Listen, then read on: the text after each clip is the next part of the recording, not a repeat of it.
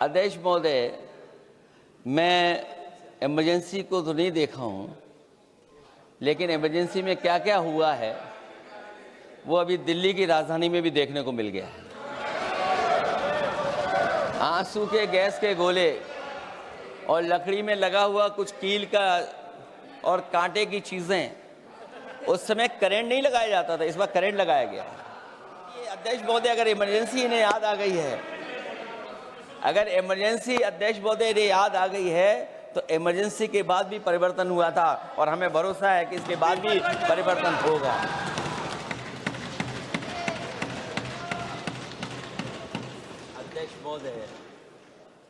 अध्यक्ष महोदय, मैं आपका धन्यवाद देना चाहता हूं कि इस महत्वपूर्ण विषय पे मुझे बोलने का मौका दे रहे हैं। मैं अपने साथी माननीय सदस्य गौरव गोगोई जी के से सहमत हूं। बहुत सारे महत्वपूर्ण उन्होंने बिंदु उठाए और अध्यक्ष महोदय,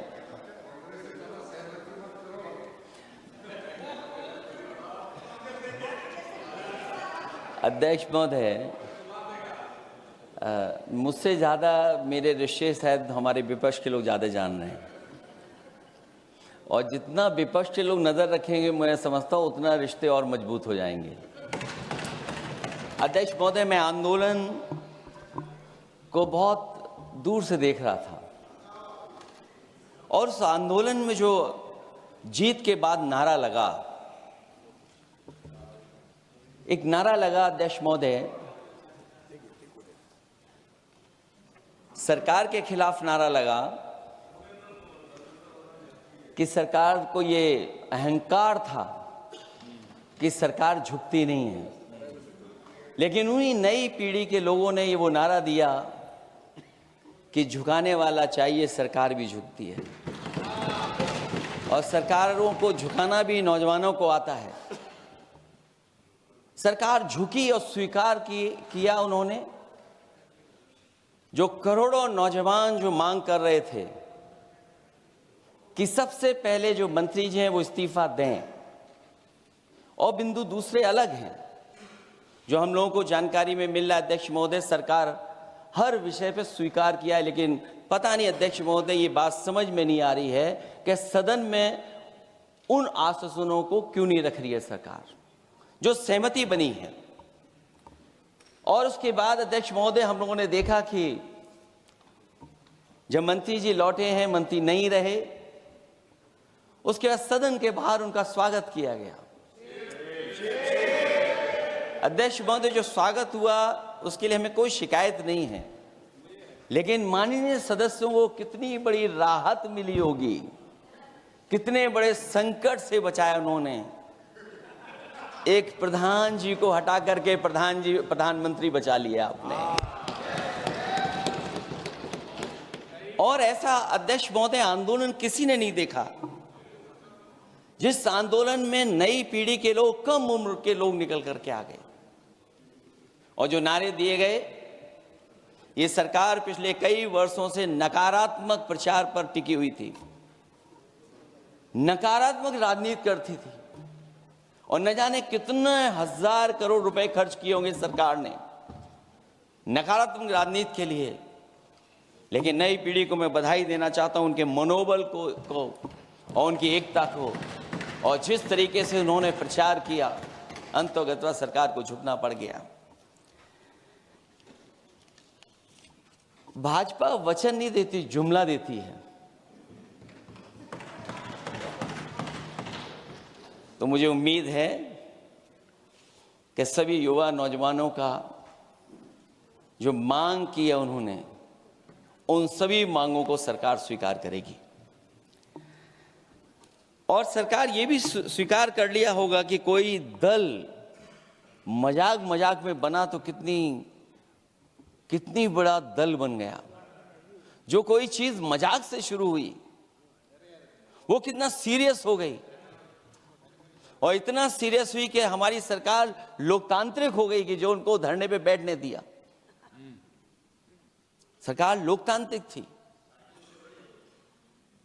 कि उन्हें धरने पर बैठने दिया। हमने वो भी समय देखा है कि जहां पर धरने पर नहीं बैठने दिया। वर्षों वर्ष लोग बैठे रहे धरने पर, उनकी सुनी नहीं गई। इसी दिल्ली को घेरा था किसानों ने, और सरकार को लगा कि चुनाव आ गया तो सरकार ने तीनों काले कानून वापस ले लिए। जब सरकार घबरा जाती है, डर जाती है, तो सरकार स्वीकार कर लेती है। इसीलिए वो नारा मुझे अक्सर याद आता है कहीं कि झुकाने वाला चाहिए, सरकार भी झुकती है।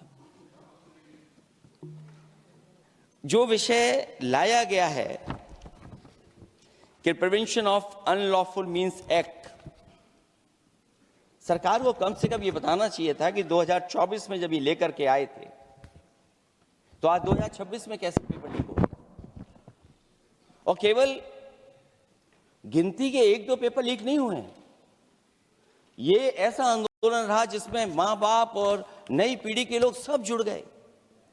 अगर हम ये माने कि 20 लाख बच्चों ने परीक्षा लिखी थी और उनके घर परिवार के सदस्यों को हम इसमें जोड़ दें, दादा दादी, माँ बाप और परिवार का कोई सदस्य, तो 5 लोग प्रभावित थे। और 5 गुणा 20, 1 करोड़ लोग नाराज हुए सरकार से। और अक्सर हम पॉलिटिकल लोग हैं, हम लोग जानते हैं जब कभी आंदोलन करते हैं तो कितनी तैयारी करानी पड़ती है, गाड़ियों का इंतजाम, खाने का इंतजाम और इंतजाम। लेकिन ये पहला आंदोलन देखा कि जिसमें माँ बाप भी जुड़ गए और कहा कि जाओ बच्चों आंदोलन करो, हम आपके साथ हैं। ये पहला आंदोलन ऐसा देखने को मिला है। और केवल दिल्ली में नहीं हुआ ये, केवल दिल्ली में नहीं हुआ ये।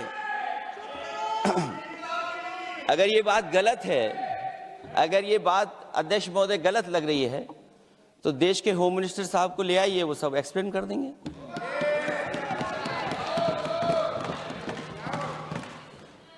पहला आंदोलन जिसमें माँ बाप ने साथ दिया, क्योंकि परीक्षा से कितना दुखी हैं लोग। ये जो परीक्षाएं लीक हुई हैं, कई महीनों पहले ये किताब बना दी थी। और अध्यक्ष महोदय, जो लोग चढ़ावा चोरी नहीं बचा पाए, वो पेपर लीक कैसे बचा पाएंगे? जो भगवान के दरबार से दान गायब हो गया, दान चला गया, वो लोग पेपर लीक बचाएंगे? किस कानून को, जो कानून पहले बनाया उसी कानून का संशोधन करके लेकर आए? किसकी आंखों में आप धूल झोंक रहे हैं? और अगर कानून से बच रहा होता तो भाजपा की 10 साल की सरकार में 20 परीक्षाएं कैसे लीक हो गई? 20 परीक्षाएं लीक हुई अध्यक्ष महोदय, जिसमें कोर्ट तक जाना पड़ा, उसके बाद परीक्षा रद्द हुई है। दरोगा भर्ती का पेपर लीक हो गया, जूनियर इंजीनियरिंग के भर्ती का पेपर लीक हो गया, ग्राम विकास पंचायत अधिकारी का पर्चा लीक हो गया, नलकूप चालक भर्ती का, यूपी टीईटी का परीक्षा लीक हुआ। और एक बार नहीं हुआ, 3 बार पेपर लीक हुआ यूपी टेट का। हाई स्कूल बोर्ड का परीक्षा लीक कर दिया, इंटरमीडिएट की बोर्ड की परीक्षा लीक हुई, इंटरमीडिएट का फिर परीक्षा का लीक हुआ, कई बार हुई। सिपाही भर्ती लीक हुई। आप सोचिए कितनी परीक्षाएं लीक हुई हैं। और नीट परीक्षा कोई पहली बार लीक नहीं हुई, दोबारा लीक हो गई, कानून बनने के बाद लीक हुई। सहायक प्रोफेसर भर्ती लीक है, लेखपाल भर्ती लीक हुई। यूपी जैसे स्टेट, जो सबसे बड़ा स्टेट है, जहां से प्रधानमंत्री चुन करके आते हो, वहां तक पेपर लीक हो जा रहा है। और जो संस्था परीक्षा एग्जामिनेशन करा रही है, वो एनटीए में भी आउटसोर्स कर दिया आपने। हम विपक्ष के लोगों को तो डर ये लगता है अध्यक्ष महोदय, कहीं ऐसा ना हो कि ये पूरी सरकार को आउटसोर्स कर दें। आउटसोर्स सरकार है, जो सबसे विश्वसनीय संस्था है, उसमें आउटसोर्स पे आपने कर्मचारियों को रखा हुआ है। किस बात की जवाबदेही है? यही अकाउंटेबिलिटी है आपकी? कहीं अकाउंटेबिलिटी ये तो नहीं है, आप अकाउंटेबिलिटी को ये कहीं समझ बैठे हो कि अकाउंट को भर दे वो एबिलिटी वाला ही हमें चाहिए? कहीं वो अकाउंटेबिलिटी तो नहीं है। आप बताइए, एनटीए को आउटसोर्स किया हुआ है आपने। जिस संस्था की जिम्मेदारी है महत्वपूर्ण परीक्षा कराने की, उसमें सब आउटसोर्स। और ये सच कहा कि कांग्रेस पार्टी के माननीय सदस्य ने मांग की है कि वो हम लोगों को पता होना चाहिए आखिरकार कौन लोग थे जो आउटसोर्स होकर के बैठ करके परीक्षा में इस तरह की घोटाला कर रहे थे। आखिरकार जवाबदेही क्या है, किसकी थी? और फिर केवल नीट की परीक्षा की बात करें और परीक्षाओं की बात करें, अगर हम अध्यक्ष महोदय, जब से सरकार बनी है तब से सरकार की कोशिश रही है कि शिक्षा, परीक्षा और यूनिवर्सिटी का ताना बाना पूरा ध्वस्त हो जाए, उसको एक रंगी बना दें हम, उसमें अंडरग्राउंड अनरजिस्टर्ड लोग शामिल हो जाएं। ये पिछले जब से भारतीय जनता पार्टी की सरकार आई है तब से हो रहा है। और फिर शुरुआत कहां से होती है? क्योंकि आप नहीं चाहते कि देश के गरीब लोग पढ़ें लिखें आगे बढ़ें। सरकार ने सबसे पहले हमला किया प्राइमरी स्कूल पर, और प्राइमरी स्कूल कितने बंद किए हैं आपने? जहां से बच्चे की शिक्षा की यात्रा शुरू होती है। एक गरीब परिवार का बेटा, बच्चे कहां से पढ़ करके निकलते हैं? सबसे पहले प्राथमिक शिक्षा सरकारी स्कूलों से पढ़ करके निकलते हैं। हमारे बहुत सारे माननीय सदस्य होंगे, वो उन्हीं प्राथमिक विद्यालयों से पढ़ करके आज इस सदन तक पहुंचे होंगे। आपने सबसे पहले स्कूलों पे हमला किया, और प्राइमरी से लेकर के नौकरी तक पे आपने हमला किया है। युवाओं के भविष्य पर आपने चोट पहुंचाने का काम किया है। और जो प्राइमरी स्कूल जो आपने बंद किए हैं, वो इसीलिए बंद किए हैं आपने कि पिछड़े, दलित और गरीब के वर्ग के परिवारों के बच्चे पढ़ लिख न जाएं। क्योंकि आज भी अगर हम देखते हैं प्राइमरी स्कूल में कौन पढ़ने जा रहा है? सबसे समाज के गरीब परिवार के बच्चे पढ़ करने जा रहे हैं। सबसे पहला हमला आपने वही किया, और इसीलिए किया क्योंकि नींव पर ही अगर हमला होगा तो ये आगे नहीं बढ़ पाएंगे। जो आंकड़े सरकार के बताए गए हैं, 1 लाख से ज्यादा सरकारी प्राइमरी स्कूल बंद कर दिए सरकार ने। और अगर ये बात गलत है तो हमें उम्मीद है सरकार इस पर भी जवाब देगी। और अगर हम आंकड़े निकालें तो जो आंकड़े दिखाई दे रहे हैं, यूपी में सबसे ज्यादा प्राइमरी स्कूल बंद हुए हैं। और ये सरकार के आंकड़े हैं कि 7 लाख से ऊपर विद्यालय थे जो अब 6 लाख रह गए हैं। और यूपी में तो सबसे ज्यादा बंद हुए हैं। उत्तर प्रदेश में 26,386 सरकारी प्राइमरी स्कूल बंद कर दिए सरकार ने। और केवल प्राइमरी स्कूल बंद नहीं किए हैं, नौकरी पे भी हमला किया है। 69,000 शिक्षक भर्ती को लेकर के बड़े पैमाने पर घोटाला किया गया। और घोटाला इतना बड़ा है कि वो सभी कोर्टों में गए हैं और पिछले कई वर्षों से आंदोलन कर रहे हैं। कोई स्थान नहीं बचा अध्यक्ष महोदय जहां पर वो शिक्षक भर्ती के लोग न गए हों। मंत्रियों के यहाँ गए हैं, आंदोलन किया है, हाई कोर्ट गए हैं, सुप्रीम कोर्ट गए हैं। लेकिन देखिए सरकार भी कमाल की है कि सरकार उनको नौकरी नहीं देना चाहती। और इसलिए नौकरी नहीं देना चाहती है क्योंकि उन्होंने भर्ती गलत की है। और भर्ती में जिन लोगों का अधिकार छीना है वो सबसे ज्यादा पिछड़े और दलित परिवार के बेटे, जिनका अधिकार इस सरकार ने छीना है। और ये अगर बात नहीं ठीक है तो हमें उम्मीद है कि सरकार इसका भी जवाब देगी। माध्यमिक स्कूलों को भी बंद किया जा रहा है और बड़े पैमाने पे स्कूल बंद हुए हैं। और जो बोर्ड की परीक्षाएं लीक हुई हैं, पूरे देश में बड़े पैमाने पर बोर्ड परीक्षाओं के पेपर लीक किए गए हैं। अध्यक्ष महोदय, हम जानना चाहते हैं कि आखिरकार 10वीं और 12वीं के पेपर लीक क्यों हो रहे हैं? 10वीं और 12वीं के पेपर लीक क्यों हो रहे हैं? इसके लिए अगर कोई सरकार के पास जवाब हो तो बताएं।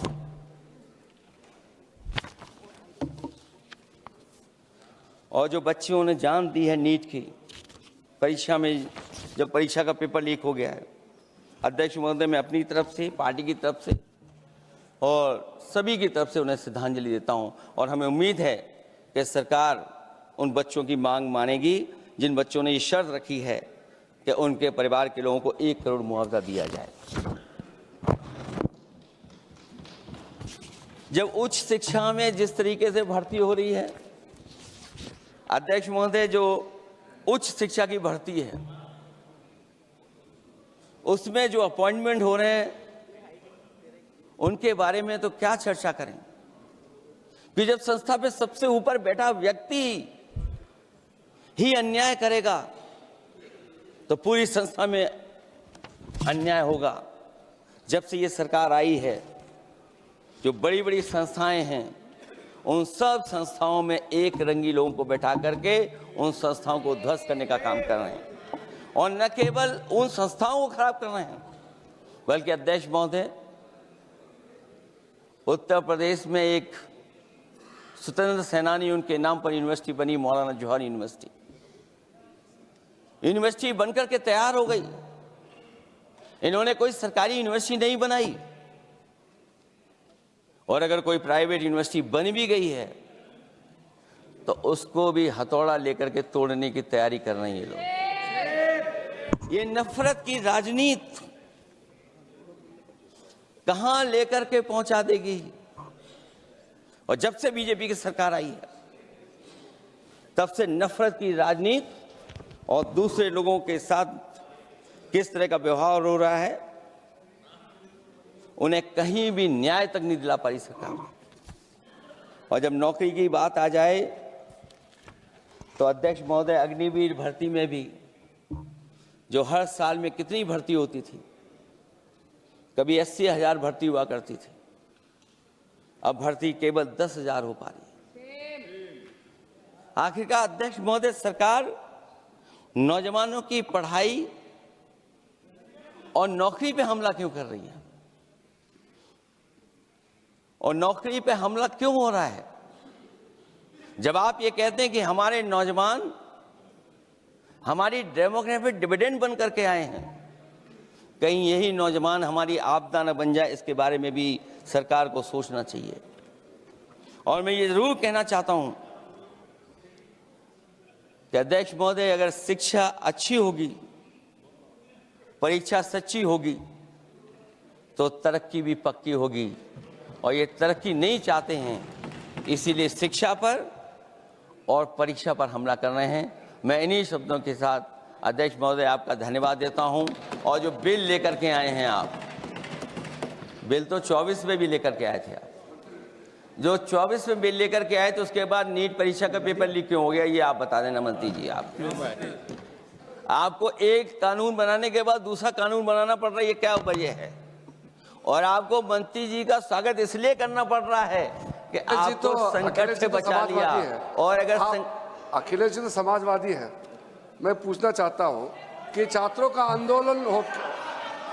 आंदोलन के बाद सरकार उनका बात सुन के पार्लियामेंट में बिल लेके आता है, ये अच्छा है? या जो आंदोलन होता है तो उसको कुचलने के लिए देश में इमरजेंसी लगा देता है, वो अच्छा? आप बता दीजिए।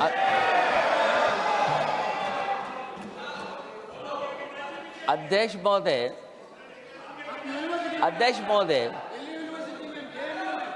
महोदय, मैं इमरजेंसी को तो नहीं देखा हूं, लेकिन इमरजेंसी में क्या क्या हुआ है वो अभी दिल्ली की राजधानी में भी देखने को मिल गया है।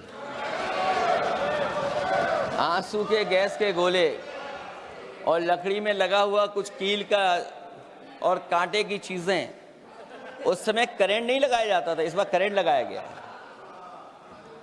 तो ये इमरजेंसी के बराबर ही हुआ है हमला, कम नहीं है। इमरजेंसी से कम अन्याय नहीं कर रहे हैं आप लोग। और याद करिए अध्यक्ष महोदय, अगर इमरजेंसी इन्हें याद आ गई है, अगर इमरजेंसी अध्यक्ष महोदय इन्हें याद आ गई है, तो इमरजेंसी के बाद भी परिवर्तन हुआ था और हमें भरोसा है कि इसके बाद भी परिवर्तन होगा। और अध्यक्ष महोदय, मैं आखिरी में कहना चाहता हूं,